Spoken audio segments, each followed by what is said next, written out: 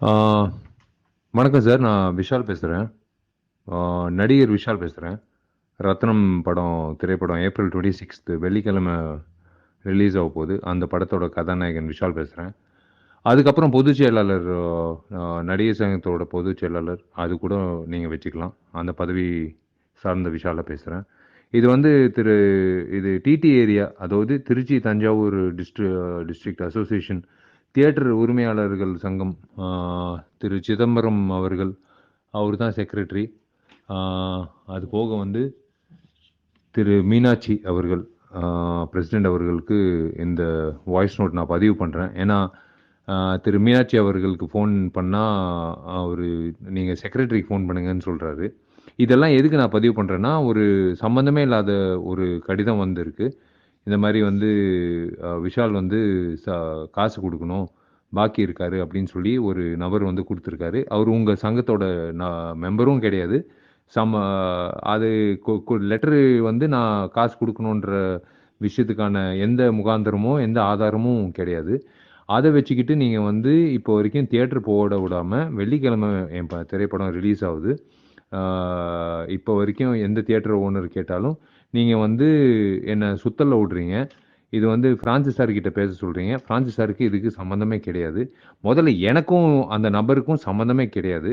முதல்ல நான் கேட்குற கேள்விக்கு நீங்க பதில் சொல்ல மாட்டேங்கிறீங்க. நான் கேட்ட கேள்வி ஒரே ஒரு கேள்வி தான்.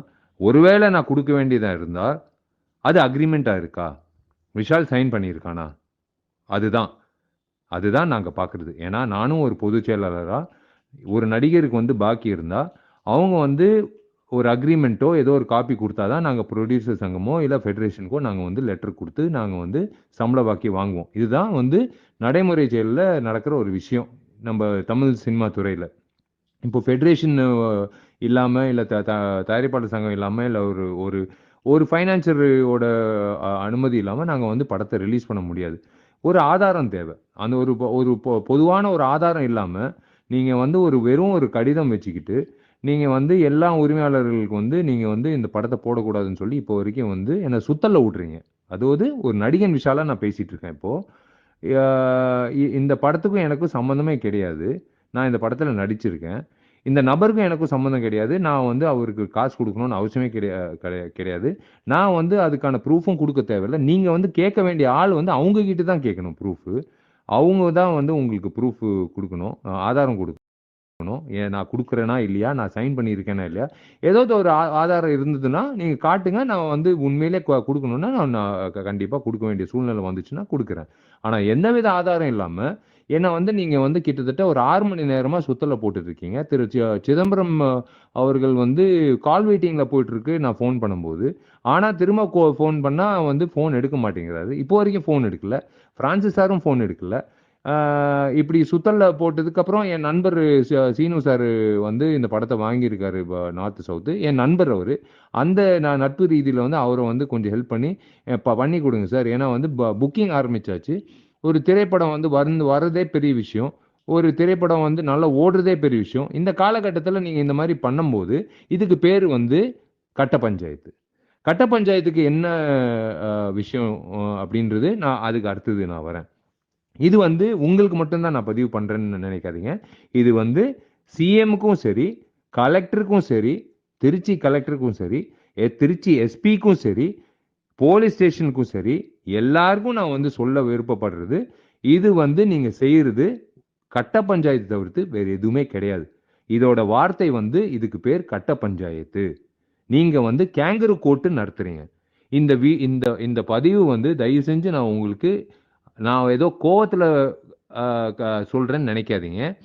ஏன் நான் இந்த பதிவு பண்றேன்னா, விஷாலுக்கே இந்த கதின்னா, நாளைக்கு வந்து ஒரு புதுமுக நடிகனுக்கோ, இல்ல ஒரு தெரியாத ஒரு புதுமுக ஒரு ஒரு புரொடியூசருக்கோ என்ன கதின்றது, அது கண்டிப்பா வந்து நான் படுத்த வேண்டிய என்னோட கட்டாயம்.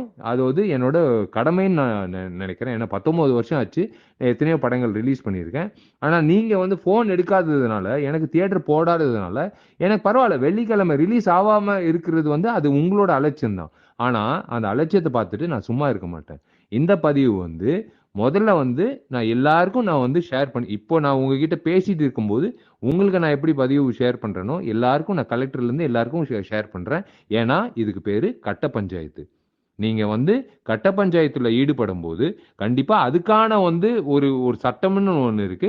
நான் அந்த நீங்க எப்படி வந்து ஒரு சம்மந்தமே இல்லாத ஒரு கடிதம் வந்து நீங்க எடுத்துக்கிட்டு நீங்க நீங்க வந்து நடவடிக்கை எடுக்கிறீங்களோ, எனக்கு ஒரு உரிமை இருக்கு இந்த இந்த நாட்டுல. நானும் வந்து எனக்கு இந்த இதுக்கான என்ன நடவடிக்கை எடுக்கணுமோ, அந்த நடவடிக்கை எடுக்கிறதுக்கான முயற்சி எடுக்க உட்றாதீங்க. தயவு செஞ்சு நீங்க வந்து ஆதாரமா கேளுங்க.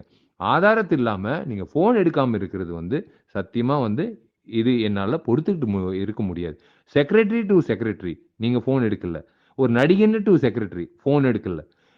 சம்மந்தமே இல்லாத ஒரு நபருக்கு ஒரு செக்ரட்டரி ஃபோன் எடுக்கல. அப்ப எதுக்கு ஒரு அசோசியேஷனு?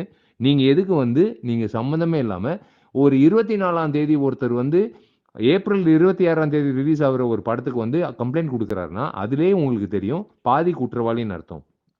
ஏன் ஏப்ரல் 19 வரலாம்? ஏன் ஏப்ரல் 1 வரலாம்? ஏன் பிப்ரவரியிலே வரலாம்? ஏன் முந்தின படத்து கூட வரலாம்? எதுவுமே இல்லாம 2 நாள் முன்னாடி வர்ற ஒரு நபருக்கு வந்து நீங்க வந்து ஆதாரமே இல்லாத ஒரு கடிதத்துக்கு இவ்ளோ முக்கியத்துவம் குடுக்குறீங்கன்னா, நான் சத்தியமா வந்து இந்த பதிவ வந்து எல்லாருக்கும் நான் வந்து ஷேர் பண்ண வேண்டிய சூழ்நிலை வந்துருச்சு. அது வந்து இப்போ நான் ஷேர் பண்றேன். நீங்க தயவு செஞ்சு இது வந்து தப்பா நெனைக்காதீங்க. ஏதோ கோவத்துல விஷால் பண்றான் அப்படிலாம் நெனைக்காதீங்க. நான் பதிவு பண்றேன். நம்ம நாட்டுல வந்து கட்ட பஞ்சாயத்துக்கு என்ன சட்டம், அதுக்கான என்ன நடவடிக்கைன்றது உங்களுக்கும் தெரியும். இதுக்கு மேல நான் இந்த பதிவ முடிச்சுக்கிறேன். நன்றி, வணக்கம். வயசுல நீங்கலாம் பெரியவங்க. நான்லாம் வந்து வளர்ந்து வர்ற கலைஞன். கஷ்டப்பட்டு வேர்வை சிந்தி உழைக்கிற ஒரு நடிகன். தயவு செஞ்சு யாரோட உழைப்போட விளையாடாதீங்க. புரியுதுங்களா? நீங்க ஃபோன் எடுக்காம இருக்கிறதுனால வந்து பூனை கண்ண மூடுனா உலகம் இருட்டிரும்னு சொல்லுவாங்கல்ல, அந்த மாரி தயவு செஞ்சு நெனைக்காதீங்க. இது வந்து நான் விட்டுற மாட்டேன். இது உங்களுக்கு பதிவு. இது முக்கியமா சிதம்பரம் சார், நீங்க கால் வெயிட்டிங்லயே இருங்க. நீங்க ஃபோன் எடுக்காமலே இருங்க. ஆனா